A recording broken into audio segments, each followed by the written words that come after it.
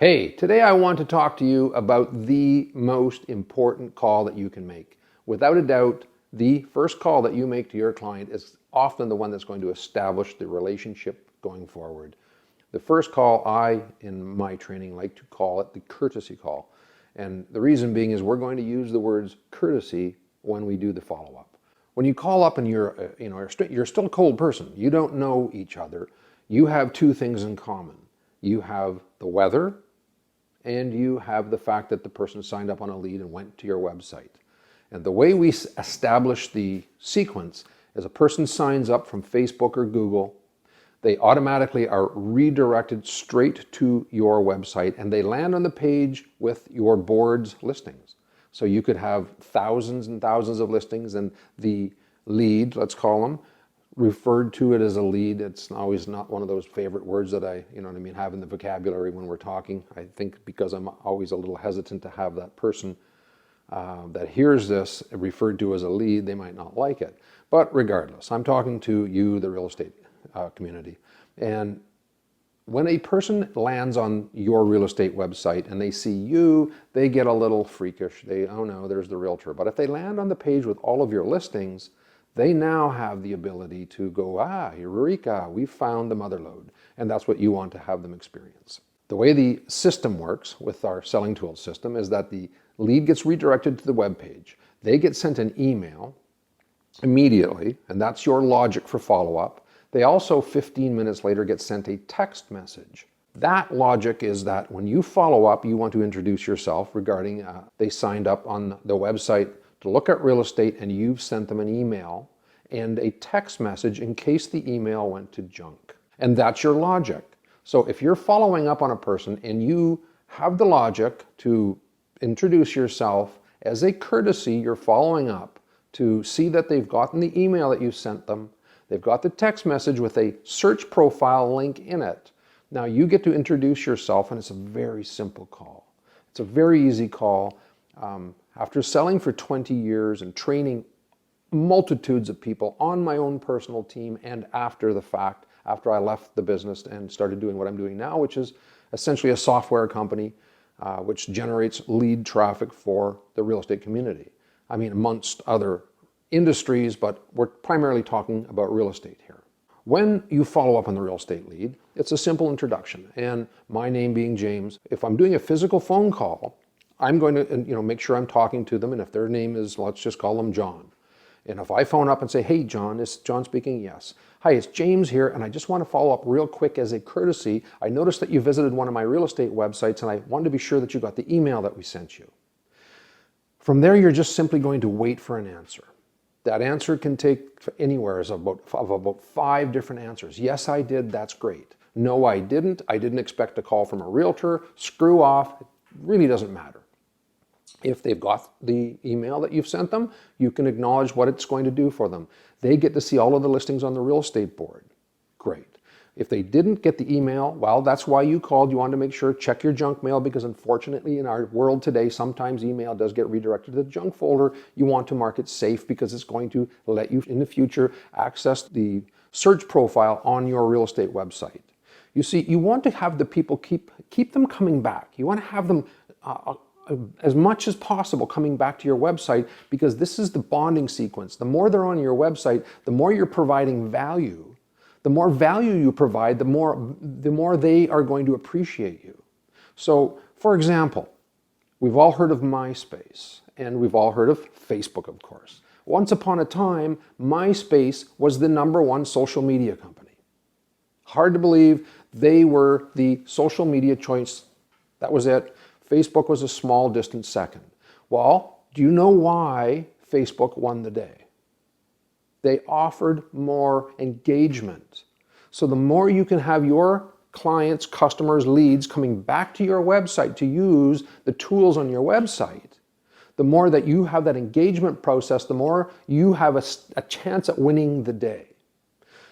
You're also going to do better if you follow up within 30 minutes. You should follow up within 10, but within 30 minutes, if you follow up, statistically they say you have a 100% more likelihood of engaging the person. That's so huge. I mean, if you can call up in 30 minutes, within 30, and then have a 100% more likelihood of engaging them than just waiting an hour, it makes sense that you must call. And if you can't, we have other technology, which is the iVoiceCast system, where we send templated messages. That's another training.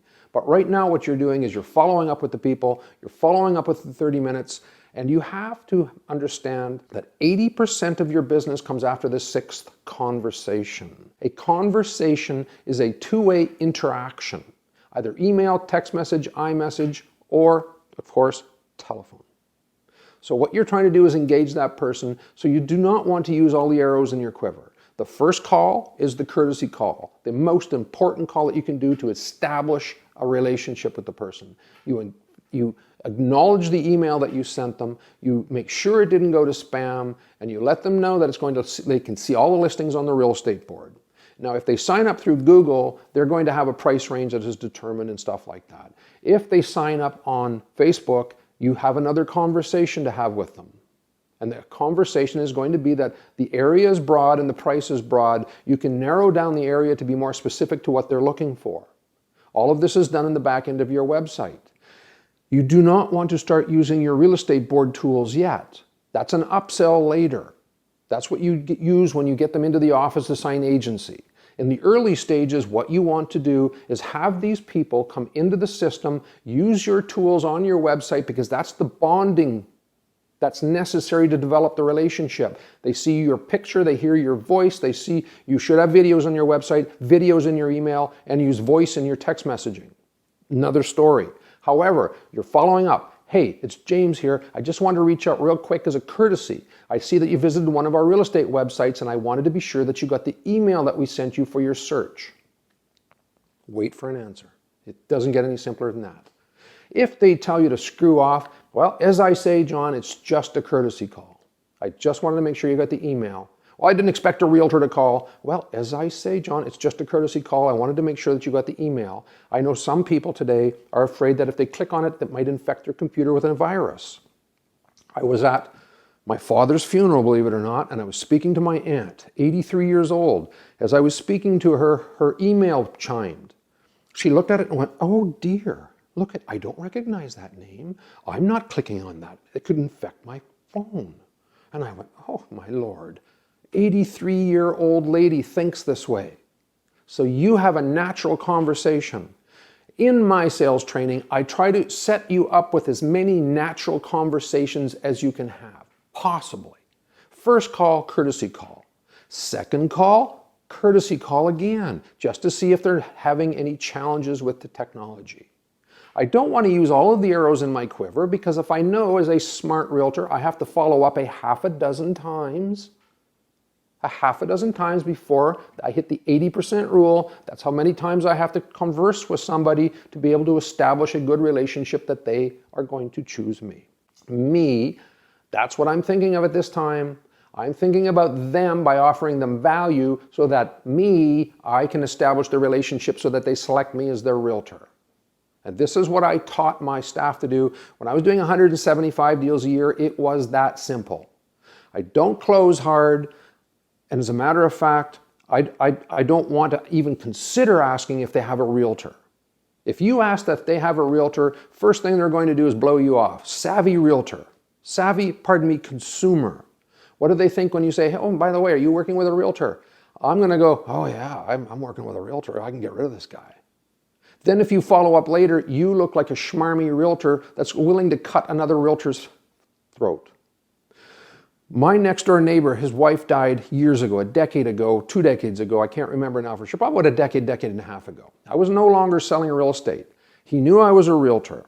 This gentleman owned a Ford dealership, so he was quick on his feet, sold cars for years, and it's going to be right up in the best of some of the salespeople.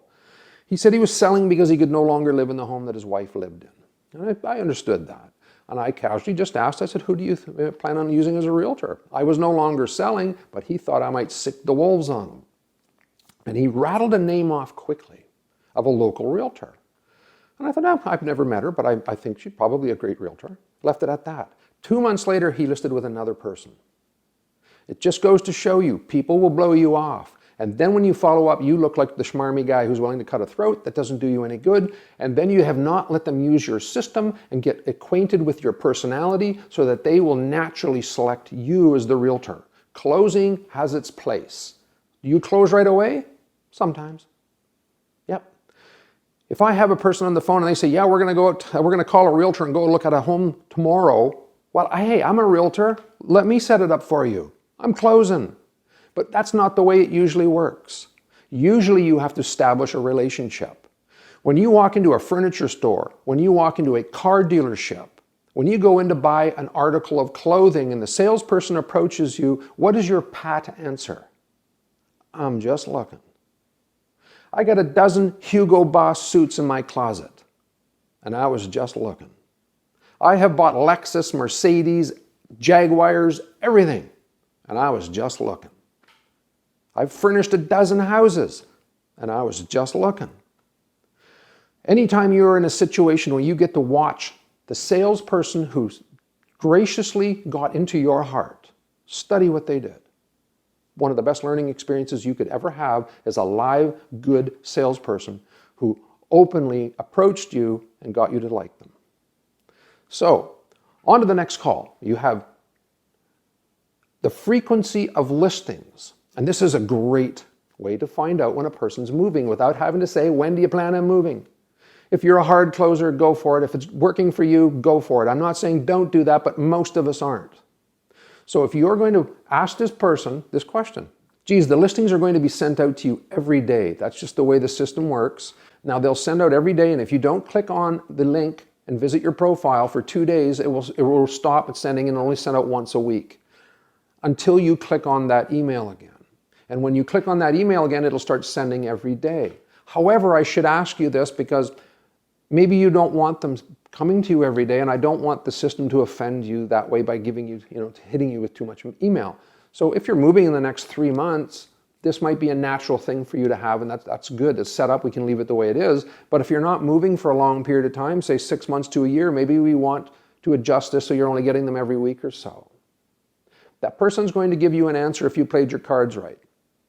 If you talk to them a couple times, or it's a natural conversation in the first couple calls, or first call even, and you have that explained to them, they're going to say, sure, you know what, we are moving the next couple months.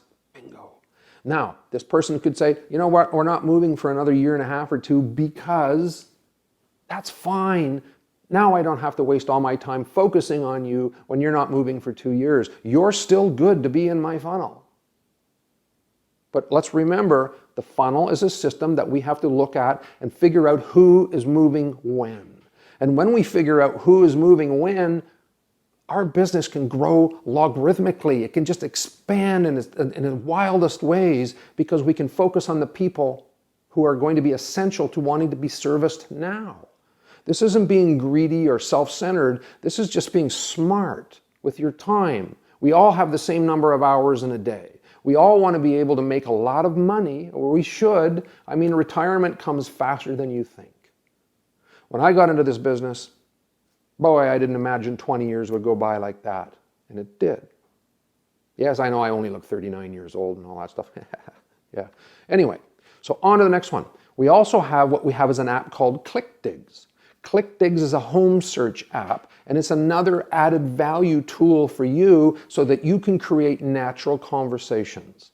This email goes out on the 7th day automatically from the system, and it lets them, and this is your conversation talking points, it lets them shop from the couch or the curb.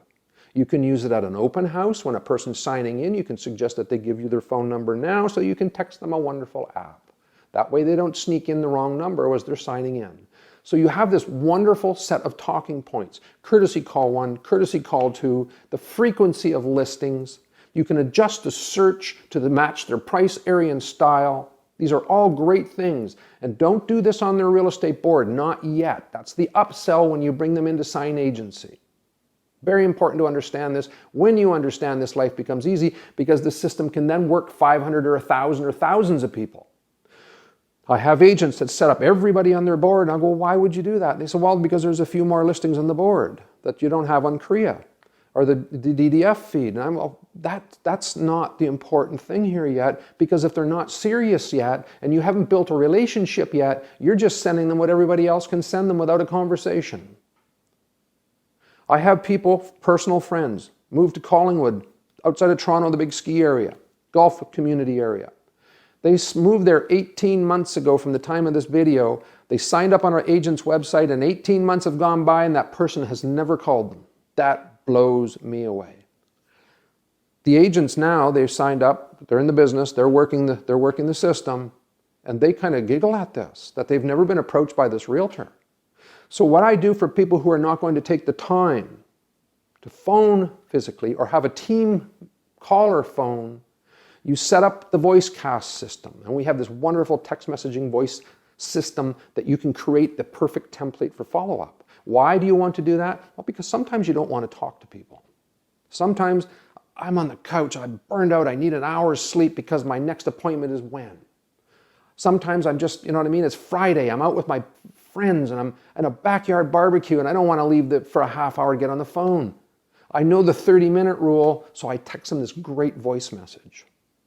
I won't explain the voice message here because that's not within the context of this conversation. So, we've explained Facebook leads, we've explained email frequency, we've explained the frequency of email, and there's two different frequencies. One is they go out every day, automated. The other is you can manually adjust them. You can explain the setup of the price, area, and style. So you have lots of natural conversations. When I was prospecting, I would use all the arrows in my quiver, and then I'd have to phone up and go, well, have you seen anything you like yet? Well, you can only say the same thing so many times. So if you want to sound more caring, add more value, you have to have these tools. These tools are going to enable you to be the person who shines when it comes to them choosing a realtor. You will be selected naturally as opposed to pushing yourself into their life. You will become an invited guest as opposed to an uninvited pest. That's a Dan Kennedy line. And he tells the story about how his doorbell was ringing. And he thought, oh my, and he ignored it because he was writing, and he's a copywriter, famous copywriter, and he was writing this article or script or ad. And the doorbell rang again. He's going, oh geez, there it is again. So after the fourth or fifth ring, he finally went to the door. He opened the door and the guy said, there's a fire over on the one end of his house that he didn't know about. He said the guy quickly went from uninvited guest, or pest, pardon me, to an invited guest. And that's what these systems will do for you naturally. These methods that I'm talking about take away the fear of follow-up. They enable you to be excited and get rid of laziness, because those are the two birds that sit on our shoulder chirping in our ears. One's lazy, there's the couch. One's fear, oh, the phone scares the hell out of me. And trust me, my shy background as a kid, I was horrified to go and visit my family's friends. I'd sit in the car and cry. So I went from that to speaking on stage and loving it. If you have the wherewithal to do what I'm doing right now and get on camera, I will show you how to get your emails set up so that the videos reflect what's going on in your email. How you can hide them so your competition doesn't see them. How you can use voice automatically. You can charm your lead from being a lead to a customer and a client. This is important. This is the best possible method of follow-up. And there's many more that I'm just scratching the surface on here. We have the hot new listings button, so you can go and take a look at what the people are looking at in the back office. The system shows you how often the person is looking, what they're looking at.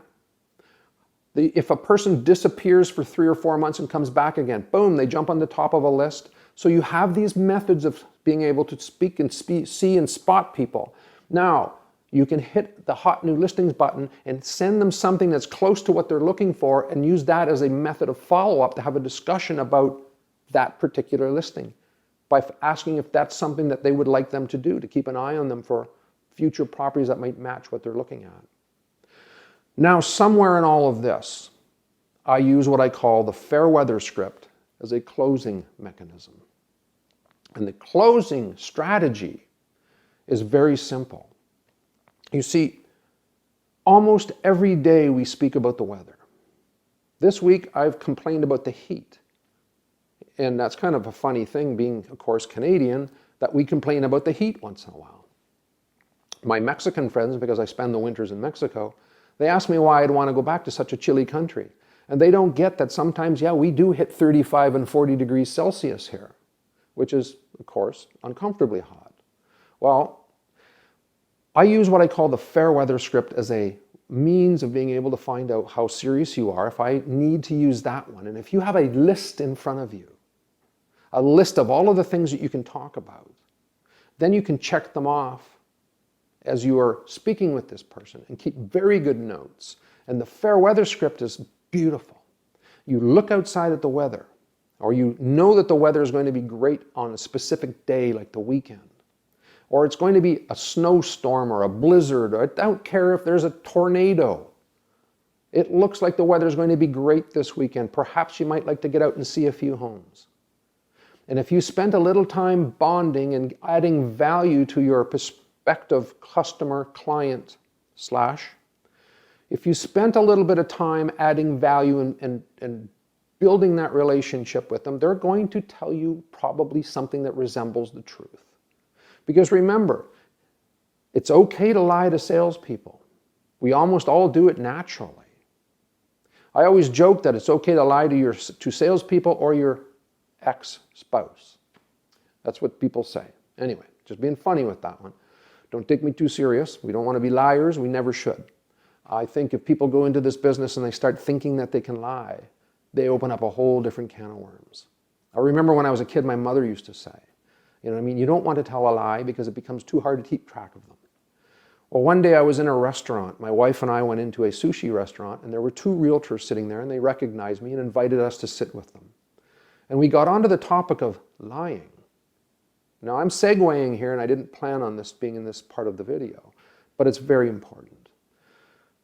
This realtor looked me in the eye and said, well, it's okay to lie sometimes because you have to. And I just looked at him and said, no, you don't have to. Have you never not heard of the puppy dog close? Where the father and the son, or the father and the daughter, or the mother and the son, or the mother and the daughter are walking by the pet shop, and they see a puppy in the window, and they go in to pat the puppy. And the store owner says to the little boy, well, why don't you take him home overnight? And if you want, you can bring him back tomorrow. Well, of course, the store owner knows once that puppy leaves the store that that little boy is not letting daddy bring that doggy back to the store. So if you find a person who wants a house and you show them a house, they're going to break down doors to own that house. You never have to tell a lie. Anyway, what I wanted to do in this video is try to give you an all-around understanding about how the system can work. And then I fine-tune this with people. As I say, we get this to the next level where we start adding video. And if you are afraid to do video and get in front of the camera like I am right now, that's cool. We can use a voiceover talent to do this for you. You also want to start getting into using text message voice technology. And I don't mean the ringless. They call it ringless. It's not ringless. I've checked out a couple companies. Built it into our system. The problem with ringless, two big problems, they only had a 75% delivery rate. I wanted 100, so we built 100. We did away with the ringless because it's not ringless. It would ring and hang up on people. Then sometimes that person would call you back. Well, what happens when you're out at an event and you don't want to talk to people, but you want to get in within the 30-minute rule? You can hit that button and boom, there is a perfect voice message. Do you know that musicians will practice songs thousands of times before they go and record them? Thousands of times before they put them into a stage performance. I remember watching Funny Guys Talking, Chris Rock, Jerry Seinfeld, and a couple other fellows, and they asked Chris Rock, they were asking each other, when did they go live? When did they feel good about a joke? Well, Chris Rock said he practiced live on stage, doing live stage events before he went HBO. He practiced 200 times. So when I see people say to me, pardon me, that they're not good on camera. Well, of course, you've never tried. And so if you get in front of a camera, the beauty of it is you can try again and again and again. You can try, you don't like it, delete. It's simple as that.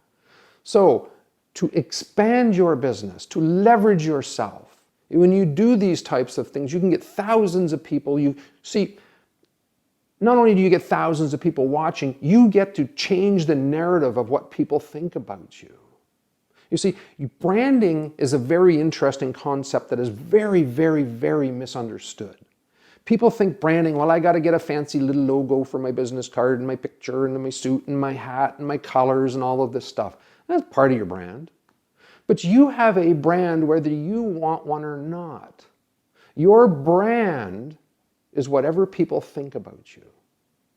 If they think you are a cold-hearted jerk because of the way you present yourself business-wise, that's your brand. If you are a wonderful, funny person, that's your brand. If you're somebody who always wants to dress up in $1,000 outfits, suits, whatever, part of your brand, but your character is your real brand. So you get to sway the narrative using these strategies, and that's really, truly what you should be focused on. Anyway, my name is James Osmar, and I'm going to suggest that if you like this stuff, hit that like button, hit that subscribe button, and hit the little bell if you want to have any notifications about this stuff. I'm going to be keeping this channel here, Selling Tools, and I'm going to also be doing jamesosmar.com. I have another channel, or not .com, James Osmar, because I want to separate the two, one for real estate and one just for life events, because I think sometimes I want to talk about other things that are not real estate related, and I don't want to put real estate related stuff on a general life event, a life hack kind of channel. So pound that subscribe button, hit it hard with your fist, and I wish you the best.